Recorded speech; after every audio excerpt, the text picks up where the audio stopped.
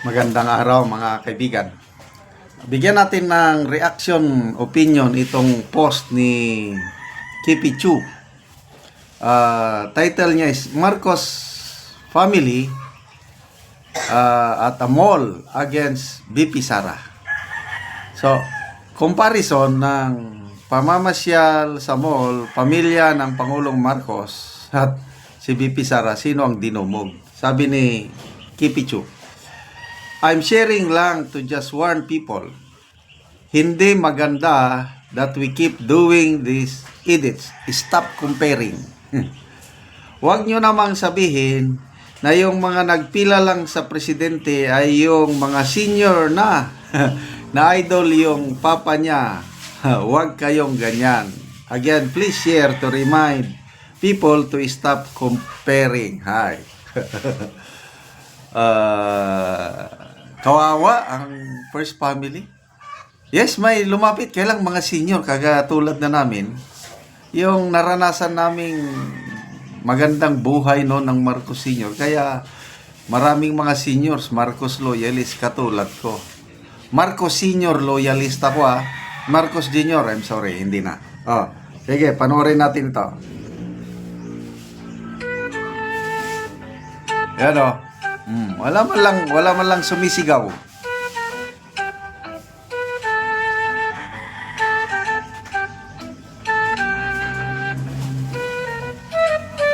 Yan, lumapit na mga seniors.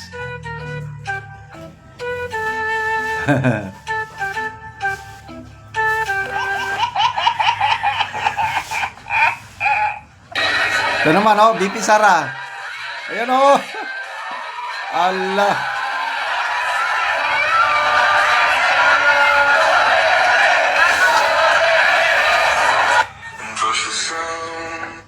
Isa pa.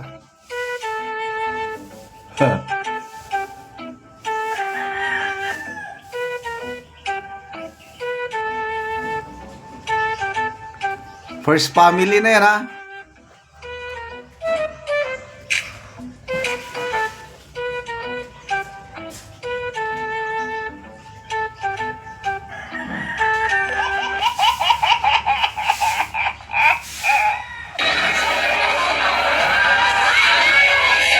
I think sa Ormoc ito.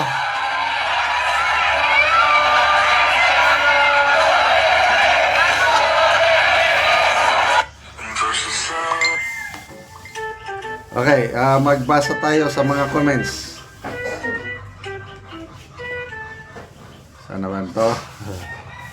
Comments.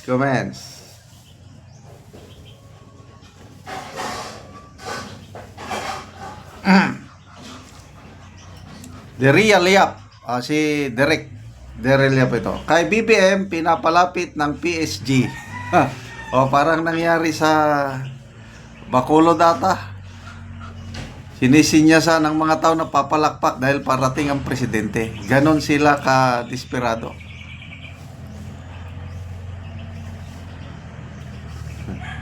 Benji Bingi, original versus imitation ay wrong pala ipag-compare.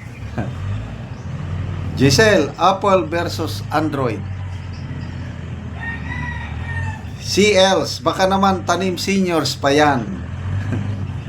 Pedro, ito talaga ang the best. Bakit biglang maraming senior citizen sa mall? Oo nga. Gentor, ito din, yung mga tao na nakasakay sa MRT, alam ko na. Dalawa ang rule nila na palabas. Nakasakay sila MRT at dapat mag-selfie pagbaba. Galing-galing naman ng bibi. Anyway, hindi mo na maluloko ang taong bayan ngayon. Dahil nga sa social media. Kahapon ba yun? Yung biglang buong pamilya sumakay sa MRT. Tapos, napakalapit lang from GMA Kamuning to North EDSA. Di ba, lapit lang yun. Makikita mo lang talaga na, there is something, yung hidden motive na. Kasi kung talagang makamasa pa sila, noon pa sana ginawa yan mararamdaman mo naman kung ang leadership mo makamasa ka or elitista. Wala, I hope it's not yet too late. Tingnan natin. Ako, kung ako yung tatanungin, sana naman itong remaining 3 years ng administrasyong ito na may magagawa pa silang mabuti. Kasi kung mag-succeed ang administrasyong ito, ang makikinabang taong bayan din. Kaya gustong-gusto ko na makagawa pa sila ng mabuti. Kaya lang, depende na. Kaya kasi kung ang habol lang nila yung ratings na tataas, ay wala. Kahit anong gawin pa nila yan. Kasi ang taong bayan, nararamdaman ng taong bayan yung tunay na serbisyo, tunay na malasakit. Yun na lang ginawa nila na mass resignation of cabinet. Akala ko nung una, tutuhanan na, wala rin. Intact pa rin yung economic managers. Ang mga tinanggal lang nila, yung hindi nila makontrol.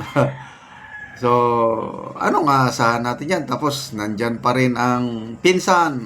Alam nyo na, si pinsan. May nabasa akong na gusto ni pinsan, tuloy-tuloy na daw ang tig 20 pesos na bigas hanggang 2028. Kakayanin daw. Well, magandang balita sana yun. Kakayanin. Kaya lang, bakit naman ang bebentahan mo lang yung kakaunting sector of society? Although, kailangan nila, kailang mas maraming nangangailangan. Yung, bakit senior citizen lang, PWD, solo parents, indigents, dapat lahat na kung talagang totohanan ang pagbenta nila ng murang bigas. Kailan ito, sa nakita ko, preparasyon na nila ito by 2028. Gusto ni Speaker Martin Romualdez, pupunduhan niya yan para lalong babango ang administrasyon para pag siya nang tumakbo, maalala siya ng taong bayan. Sige, tingnan natin. Basta malusutan na ni BP Sara itong impeachment trial niya, tapos na ang boxing. Makikita na tayo sa 2028 kahit sino pang iharap ninyo kay BP Inday Sara. Okay, salamat mga kaibigan sa inyong pagsubaybay sa ating channel. Nakakatulong kayo ng malaki sa tribong Talandig ng Bukidnon dahil ang income natin sa channel na ito is pantulong natin sa tribo. Sa ngayon, meron tayong livelihood assistance sa tribo. Nagpapatanim tayo ng saging lakatan. Kung may tinanim, may anin. Panoorin nyo ang video na ito. Ang una namong tanom nga saging lakatan nga namunga nga wala sukad ginabunuhan. So tungod kay hinlo namunga gyud tungod kay maayo ang yuta dinhi sa amoa. O karon atong bisitahon ang among tanom nga lakatan nga ginaabunuhan og karon mga dagko na gyud. Og karon mo na ni ang among saging nga ikaduha nga among tanom saging lakatan nga ginaabunuhan og karon mga dagko na gyud hapit na pod mangunod tungod kay sige og kaabuno ani gawas nga padayon mi ani sa paghinlo, pag spray og pag-abuno. So dali ra gyud ni iya mangunod og mga dagko na gyud. Ug karon nagahinno na pod mi sa among saging lakatan aron nga dali ra gyud siya mamunga og hinlo.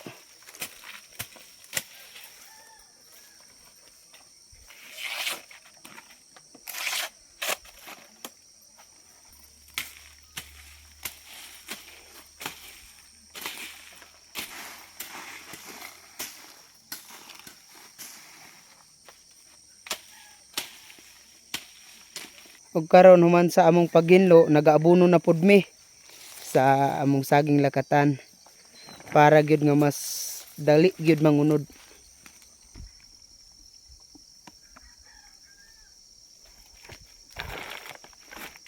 Ug karon human sa among paghinlo og sa pag-abono mag-spray na pud mi sa among saging lakatan. Ay amo gyud ning atimanon og maayo para nga sa among pag-harvest.